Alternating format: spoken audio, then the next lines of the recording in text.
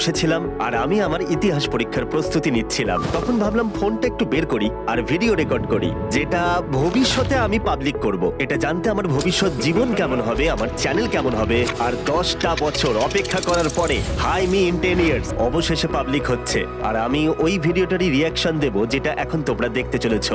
তাই চলো শুরু করি। হাই, আমি 10 বছর পর হাই, আমি ভেবেছি এই ভিডিওটা আমি আপলোড করব Wow. এখন থেকে 10 বছর পরে। আর তাই আপনারা এই ভিডিওটা দেখতে পাবেন 2025-এ। ও মাই আর গড। এখন 2015 সাল। ও এটা তো দারুণ। দেখো আমি কিরকম দেখতেছিলাম তখন, পার্থক্যটা দেখো একবার। আমার তখন কোনো দাড়ি ছিল না, কোনো গোঁফ ছিল না। যদি আমি মরে যাই তো কি হবে? ও, তাহলে তো এটা বড়ই অদ্ভুত লাগবে। সৌভাগ্যবশত আমি মনে নেই। খুবই ভেবেই তো আমার টয়লেট পেয়ে যাচ্ছে। যাই হোক, চলো দেখা যাক যে যদি আমার মিলিয়ন সাবস্ক্রাইবার না হয় যখন আপনারা ভিডিওটা দেখছেন, তাহলে আমি ভাববো আমার জীবন শেষ হয়ে গেছে। বলতে গেলে আমার কাছে প্রচুর চ্যানেল আছে যার সাবস্ক্রাইবার মিলিয়ন। আর পুরনো জিমিকে আরো ভালো করে শুনতে শুরু করার আগে, যেখানে 17 বছরের আগের জিমি এখানে কথা বলছে, মানে বলছি যে তখনকার অনুভূতির কথা ভেবে আমি বোঝানোর চেষ্টা করব 17 বছরের ছেলের মনে তখন কি চলছিল। তখন আমাদের কাছে এত টাকা ছিল না, মানে ওই আমি ছিলাম তখন একটা মধ্যবিত্ত পরিবারের সন্তান। আর 2008 সালে আমরা প্রায় ব্যাংকরাপ্ট হয়ে গেছিলাম। তাই আমরা তখন সব হারিয়েছিলাম, মানে আমার বাবা মা অ্যাকচুয়ালি তখন ব্যাংকরাপ্ট হয়ে গেছিল। আর বছরের পর বছর, বছরের পর বছর, বছরের পর বছর প্রচুর কষ্ট করেছিলাম, কিন্তু কেউ ভিডিও দেখতো না। আমার স্কুলের সবাই, আমার চারপাশের সবাই বলতো, জিমি তুমি ইউটিউবার হতে পারবে না, তুমি অবাস্তব স্বপ্ন দেখছো, তুমি একটা মরিচিকার পিছনে দৌড়চ্ছ, তোমাকে আসলে ফোকাস করতে হবে সেই সমস্ত জিনিসের উপর যেগুলোতে তুমি উন্নতি করবে। আর এদের কথা শুনে তখন আমার সত্যিই মনে হচ্ছিল আমি কি আমার জীবনটাকে নষ্ট করে ফেলছি, আমি কি ব্যর্থ হব, আমি কি আমার ঘরবাড়ি হারিয়ে ফেলবো, এসব কি কাজ করবে। তোমরা জানো আমার মায়ের বেশি টাকা ছিল না, আমিও চাইছিলাম না তার উপরে বেশি প্রেশার দিতে, আমি তার পাশে দাঁড়াতে চেয়েছিলাম। আর এই সমস্ত চিন্তা ভাবনা তখন আমার মাথায় যেন একটা ঝড় তুলে দিচ্ছিল যে এরপরে কি হতে চলেছে। আর এখন 10 বছর পরের জিমির মানসিকতা তোমরা দেখছো। যাই হোক, চলো এই ভিডিওটা এখন দেখা যাক।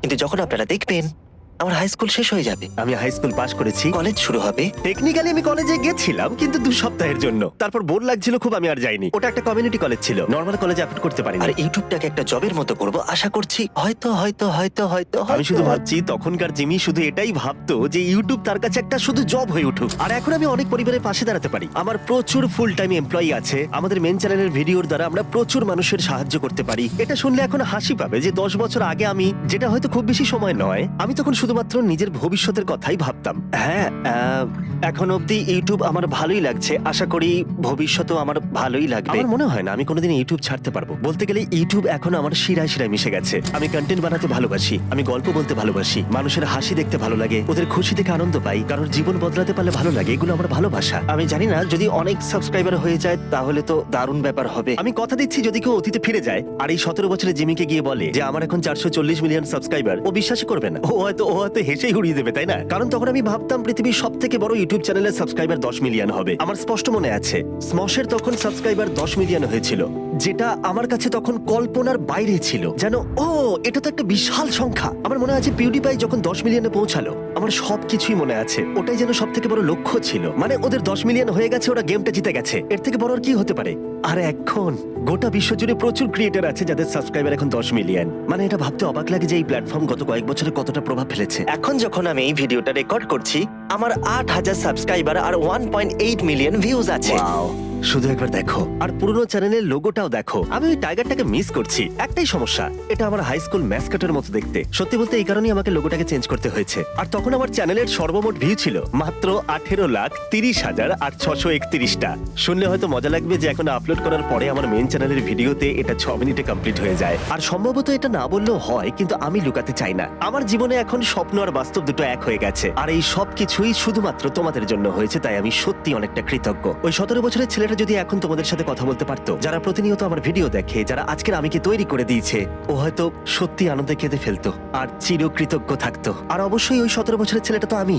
আর তোমরা হয়তো দেখেছো যে আমি অনুভূতি ঠিক মতো প্রকাশ করতে পারি না, এটা আমার একটা স্বাভাবিক বৈশিষ্ট্য, কিন্তু আমি স্পষ্টভাবে জানাতে চাই আমি তোমাদের কাছে চিরকৃতজ্ঞ থাকবো। কিন্তু আমি এখানেই থেমে থাকবো না, আমি আমার সর্বশক্তি কাজে লাগিয়ে মিস্টার বিস্ট চ্যানেলের প্রত্যেকটা ভিডিওকে আরো বেশি ভালো করে তুলবো। তাই যখন আপনারা এই ভিডিওটা দেখবেন তখন কম্পেয়ার করে দেখবেন যে এখন আমার নম্বর কত। আশা করবো এখন 1 মিলিয়ন সাবস্ক্রাইবার হয়ে গেছে। তোমার কাছে মিলিয়নের বেশি সাবস্ক্রাইবার আছে। প্লিজ, আমি হাতটা দিয়ে কি করছিলাম হাতটা প্লিজ নিয়ে? মিলিয়ন সাবস্ক্রাইবার হয়ে যাক। আমাকে হয়তো হয়তো কি বলতে হবে ভেবে নেওয়া উচিত ছিল, কিন্তু হ্যাঁ আশা করবো 1 মিলিয়ন হয়ে গেছে তোমরা হয়তো। হয়তো ভাববে যে তখন আমি এত আস্তে কথা কেন বলছিলাম, কারণ তখন আমার মা ঠিক নিচেই ছিল। আর যদি জানতে পারতো আমি তখন ভিডিও করছি পড়াশোনা করার বদলে, তাহলে আমার অবস্থা খারাপ করে দিত। তোমরা হয়তো দেখেছো কিছু কাট রয়েছে, তার কারণ হচ্ছে মা মাঝে মাঝে আসছিল আর দেখছিল পড়ছি কিনা, আর তখনই আমি ভিডিও বন্ধ করে দিয়ে পড়ার নাটক করছিলাম। আপনারা কি জানেন যে হিস্ট্রি টেস্টের জন্য আমার এখন পড়া উচিত? আর হিস্ট্রি টেস্ট আমি ভাবছি যে এখন থেকে 10 বছর পরে আপনাদের এটা মনে থাকবে কিনা যে আগামীকালের হিস্ট্রি টেস্টে আমি কত গ্রেড পাবো, যেটা নিয়ে আমি একদমই পড়ছি না, কারণ আমি এই ভিডিওটা বানাচ্ছি। যদি আপনারা আমার হিস্ট্রি টেস্টের গ্রেড মনে আছে আমার, রাখেন তাহলে দারুণ হবে। আমার মনে আছে ওই টেস্টে আমার রেজাল্ট কি হয়েছিল, কারণ আই মিন 1 ইয়ার। কারণ ওই ভিডিওতে গিয়ে আমি একটা কমেন্ট করেছিলাম, তখন হয়তো আমি বিয়ে করে নিয়েছি আর তুমি এখনো বিবাহিত নও, কিন্তু এঙ্গেজমেন্ট হয়ে গেছে, তাড়াতাড়ি বিয়েও হয়ে যাবে আমার সুন্দরী প্রিয়তমার সাথে থিয়া। ও সত্যি খুব সুন্দরী। যাই হোক, এই প্রেডিকশনটা তুমি একদম ঠিকই গেস করেছিলে। ও, আর যদি তোমরা দেখো আমার বিয়ে হয়নি, আমার মিলিয়ন সাবস্ক্রাইবার হয়নি, এই সব কিছুই হয়নি, তাহলে আমাকে লুজার ভেবো। আমি এমন অনেক কিছুই করেছি যাতে তোমাদের আমাকে লুজার বলে মনে হতে পারে। আশা করি আমি এখনো ইউটিউব করছি, আর আমি যদি ইউটিউব ছেড়ে দিত, সবাই এটা বুঝতে পারবে না, কারণ আমি আমার ভিডিওতে এখন প্রচুর $1 মিলিয়ন খরচা করে থাকি। কিন্তু যখন আমি শুরু করেছিলাম তখন আমি সত্যি কিছু অ্যাফোর্ড করতে পারতাম না। ভিডিওটার কোয়ালিটি দেখো, কারণ একটা ক্যামেরাও অ্যাফোর্ড করতে পারতাম না। আর ভাবতেই অবাক লাগছে যে এখন দেখো পরিবর্তনটা ভিডিওতে নয়, আমার জীবনে প্রভাব ফেলেছে। আচ্ছা তোমাদের এখন দেখিয়ে রাখি আজকের তারিখ আর সময়টা ঠিক কি। আজকের ডেট হলো, ডেটটা তো একদম দেখাই গেল না। Thank you. আশা করি তোমরা দেখতে পাচ্ছ। দেখতে পাচ্ছি না। আশা করি আমি এখন ইউটিউব করছি। হাই, Oh my God, এটা দারুণ ছিল। ঠিক আছে, Oh. যাই হোক, কিছু যায় আসে না। ভবিষ্যতের আমি কি বলছি, আশা করি আজকে ভালো দিন কাটবে।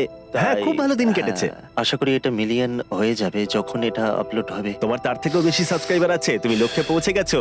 10 বছর ভাই, 10 বছর। হ্যাঁ, আমি পুরো চেঞ্জ হয়ে যাব। সত্যি হ্যাঁ, আমি তা অনেকটাই হয়েছো। চেঞ্জ হয়ে যাব। তুমি চেঞ্জ হয়েছো, কিন্তু অতটাও নয়। মানে তখন আমি ভালোবাসতাম স্ট্র্যাটেজি গেম, বোর্ড গেম, অবশ্যই ইউটিউব ভালোবাসতাম। অবশ্যই অনেক পার্থক্য থাকবে 17 বছরের পুরনো আমি যাকে তোমরা এখন দেখছো আর এখনকার আমির মধ্যে। যেটা সম্ভবত বেশি ছিল কনফিডেন্সে, আমার সাবকনসিয়াস তখন বেশি স্ট্রং ছিল। মজার কথা হলো আমি ছোটবেলা থেকেই ইউটিউবকে ভালোবেসে ফেলেছিলাম, যেটা নিয়ে আমি অনেক কথা মাঝে মাঝে বলিও। আর একবার স্কুলের একজন সিনিয়র আমাকে এসে বলেছিল, তুমি শুধু ইউটিউব নিয়ে কথা বলে যাও, এতে কিছুই হবে না। আর এটা সত্যি আমাকে অনেকটা আঘাত করেছিল, কারণ মানে এটা আমাকে ভাবিয়ে তুলেছিল যে হ্যাঁ সত্যি আমি ইউটিউব নিয়ে কথা বলি, আমি ইউটিউবারদের নিয়ে কথা বলি, আইডিয়া নিয়ে আলোচনা করে থাকি। মানে এইসব চিন্তা ভাবনাই আমার মাথায় ঘুরতে থাকতো যখন আমি ছোট ছিলাম। আর তাই আমি সেই বয়সে অনেক অনেক স্ট্রাগল করেছিলাম। তখন আমি ভাবলাম ঠিক আছে, কেউ ইউটিউব নিয়ে কথা বলে না, তাই আমিও বলবো না। তখন আমি ইউটিউব নিয়ে কথা বলা বন্ধ করে দিলাম। এটা বদলালো যখন একদিন আমার একজন টিচার আমাকে বলল, তুমি চুপ থাকো কেন? কারণ আমি খুব কম কথা বলতাম আর আমার খুবই অসুবিধা হতো মানুষের সাথে কানেকশন গড়ে তুলতে, কারণ আমি সবসময় কথা বলতাম কিভাবে ভিডিও ইমপ্রুভ করা যায়, স্টাডি করতাম, কাজ করতাম কিভাবে মানুষকে এন্টারটেন করা যায়। আর আমার চারপাশে প্রচুর এমন মানুষ থাকতো যাদের এইসব বিষয় নিয়ে কিচ্ছু যায় আসে না, যেন তুমি তাদের কাছে বিরক্তির কারণ। আর তাই তোমার বয়স যখন 17, তুমি স্কুলে যাও, পড়াশোনা করো। আর এইরকমই মানুষ আমার চারপাশে বেশি ছিল। আর এমন কিছু মানুষ আমার জীবনে ছিল যারা সত্যিই হয়তো আমাকে পাগল ভাবতো আর আমার আত্মবিশ্বাস কমিয়ে দিত। আর এটা আমি বুঝতে পারতাম না, কারণ আমার বয়স তখন কম ছিল, যে আমাকে ভয় পেলে চলবে না। মানে একটু থাকা ভালো, কিন্তু কোনো কিছু নিয়ে অবসেস থাকা ভালো, ভালোবাসাটাও ভালো।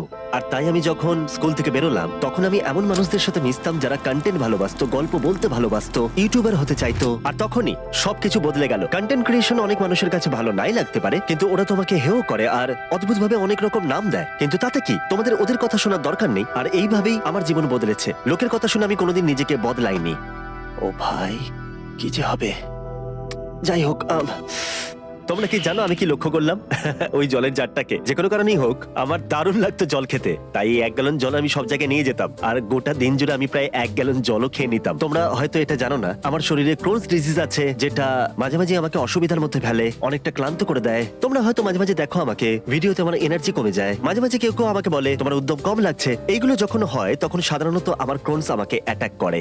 আর এইসব কিছু আমি বলছি কারণ ছোটবেলায় আমি অনেকটাই খেলাধুলা করতাম, কিন্তু 15 বছর বয়সে এসে আমার ক্রোনস ডিজিজ হলো। 27 কেজি ওজন কমে গেল। আমার সব সময় বিছানায় শুয়ে থাকতে ইচ্ছা করতো। ওই সময়টা অনেকটাই অদ্ভুত সময় ছিল, যেন ঠিক আছে আমার ক্রোনস আছে, আমি খেলতে পারবো না, কিন্তু আমি জানতাম আমাকে কি করতে হবে। তাই আমার মাথার পিছনে 1 গ্যালন জল দেখতে পাচ্ছ, এটা আমি প্রত্যেক দিন শেষ করতাম। মাঝে মাঝে দিনে 2 বার আমি বাস্কেটবল প্র্যাকটিস করতে যেতাম। তারপরে এসে আমি ইউটিউব ভিডিও করতাম। আর তখন মা বলতো পড়াশোনা কর, এইসব ভিডিও করিস না। আর আমি বলতাম আমি এটাই করতে চাই, আমি ইউটিউবার হতে চাই। ঠিক আছে, পরে দেখা হচ্ছে। আর আমাকে কিন্তু দেখো, হ্যাঁ আমাকেই দেখো। আমি একটা জিনিস আপনাদেরকে দেখিয়ে রাখি, ডেটটা একবার দেখো, রাত 8:27, অক্টোবর 4th 2015। ভাবলেই কেমন লাগছে, ঠিক যেন মনে হচ্ছে গতকালের কথা, আবার যেন মনে হচ্ছে 10,000 বছর আগের কথা। এটা দেখলেই কেমন একটা অনুভূতি হচ্ছে। টেবিলটা দেখলে তোমরা বুঝতে পারবে এটা খুবই সস্তা টেবিল ছিল, কারণ এটাই আমি কিনতে পেরেছিলাম। একটা সস্তা মনিটর কিনেছিলাম বেস্ট বাই থেকে।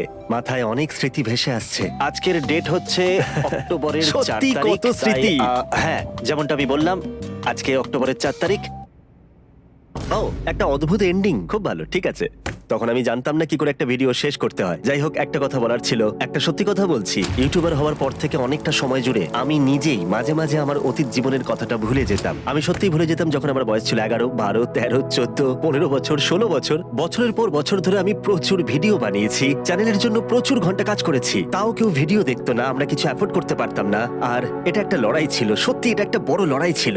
আমি আমার কম বয়সী জিমিকে নিয়ে খুবই গর্বিত, কারণ ও কখনো হাল ছাড়েনি। আমার কাজ নিয়ে জেদ অনেকটাই বেশি, এমনকি আজকের দিনে এসেও এখনো কেউ আমার ভিডিও না দেখলেও আমি বানিয়ে যাব। আমি ইউটিউবার হবার সিদ্ধান্ত নিয়েছিলাম, আর সেটা মৃত্যু পর্যন্ত। আমার জীবনে শুধু দুটো দিকই ছিল, হয় আমি ইউটিউবার হব, না হলে আমি মরে যাব।